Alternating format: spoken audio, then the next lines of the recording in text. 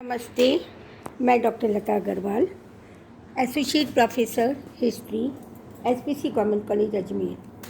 आज MA final history group B medieval Indian history paper 6 society and culture of India 1200 to 1750 के unit या part 1 structure of rural society के अंतर्गत आज का विषय ग्रामीण और नगरीय संबंध, उन दोनों का पारस्परिक क्या संबंध थे और कैसा जीवन सामाजिक स्थिति थी। भारत एक कृषि प्रधान देश है। भारत को अधिकांश जनता गांवों में रहती है, जिसका मुख्य व्यवसाय खेती करना रहा है। मध्य युग का किसान अपना और अपने परिवार का जीवन निर्वाह करने के लिए खेती करता था। बच्चों, मध्यकालीन समाज या मध्यकाल दो भागों में विभक्त था, सल्तनत और मुगल। 1206 कुतुबुद्दीन ऐबक से लेकर 1526 तक हम सल्तनत काल के नाम से जानते हैं, और उस सल्तनत काल में गुलाम वंश, खिलजी वंश, तुगलक वंश, सैयद वंश और लोधी वंश हुआ। और उसके बाद में 1526 से लेकर के हमारे अध्ययन काल 1750 तक मुगल काल कहलाता है। मुगल काल के अंतर्गत बाबर का पुत्र हुमायूं का पुत्र अकबर का पुत्र जहांगीर का पुत्र शाहजहाँ का औरंगजेब और अन्य सम्राट हुए। औरंगजेब की मृत्यु के बाद मुगल साम्राज्य धीरे धीरे सम्राटों की अयोग्यता के कारण छिन्न भिन्न होने लगा और ग्रामीण व्यवस्था और भी बदतर होने लगी, शोषणात्मक नीति से शोषित होने लगी। इसी के अंतर्गत हम देखते हैं कि उस समय गांव में जो खेती की जाती थी, नहरों द्वारा सिंचाई की जाती थी, अतः किसान उपयुक्त मौसम के में अनुकूल वर्षा पर निर्भर हुआ करता था। कुओं, बावड़ी, तालाब आदि से सिंचाई की जाती थी और नहीं होने पर वह प्रकृति पर निर्भर था। यदाकदा अकाल, टिड्डी संकट तथा युद्ध के कारण भारतीय किसान को भीषण संकट का सामना करना पड़ता था।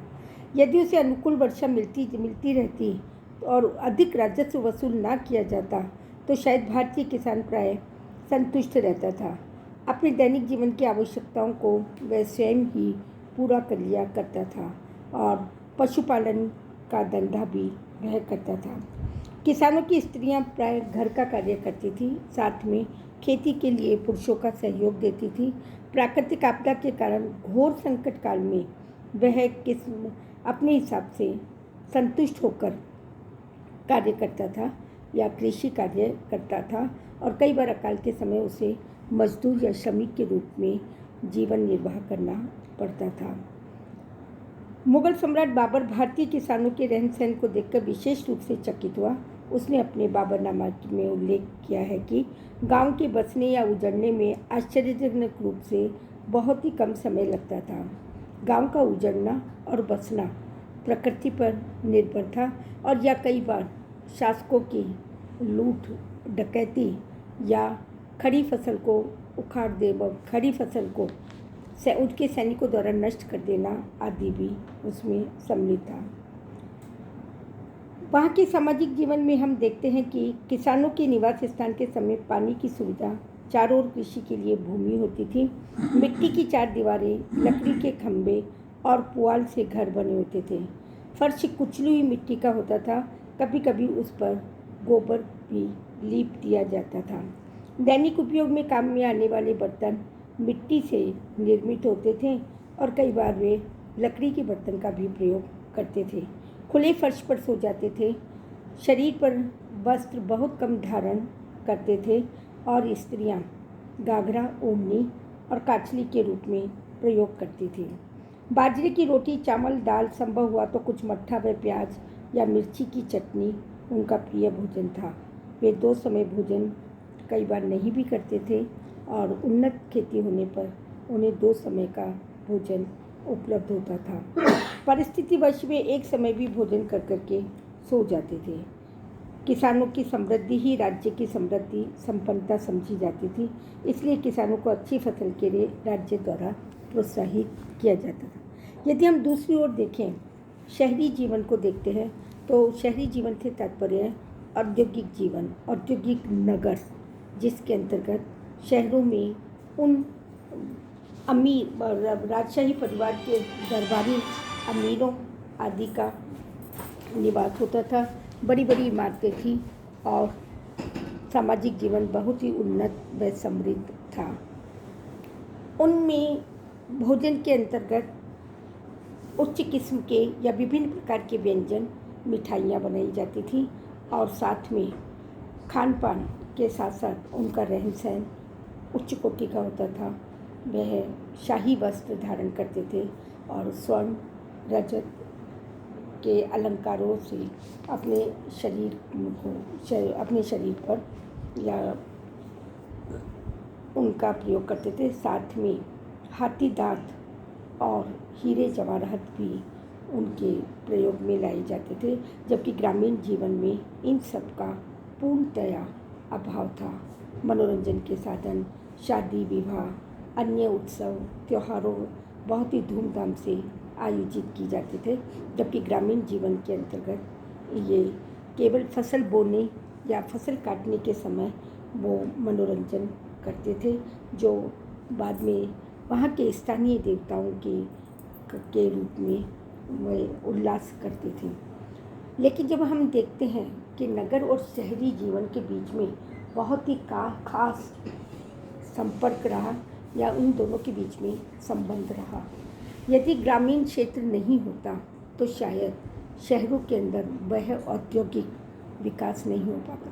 जो भी रॉ मटेरियल प्राप्त होता था खेती के रूप में, मिनरल्स के रूप में, वह दूध दही के रूप में, वह खेतों से ही मतलब ग्रामीण गांवों से ही प्राप्त होता था और गांवों से ही यह सुलभ होने के पश्चात वह शहरों में उच्च मूल्य में बिकता था और वहाँ से प्राप्त मूल्य से ग्रामीण जीवन अपना जीवन निर्वाह करते थे।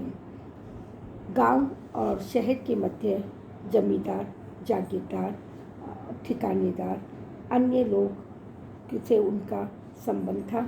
जमींदार, जागीरदार, ठिकानेदारों के पक्के मकान होते थे, ऊंची ऊंची इमारतें होती थी।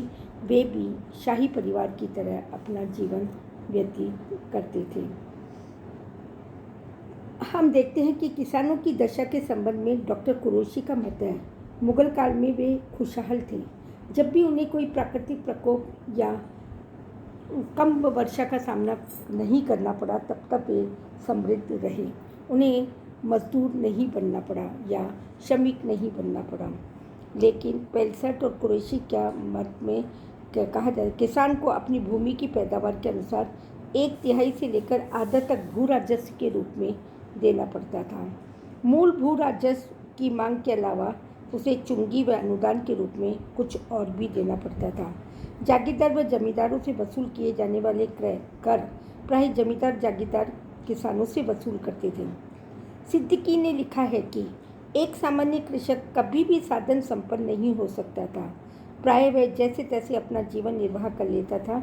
वैसे कृषक के बहुत वर्ग थे, बहुसंख्यक तो निर्धन थे और कई किसानों का भूमि पर अधिकार नहीं था, भूमिहीन थे।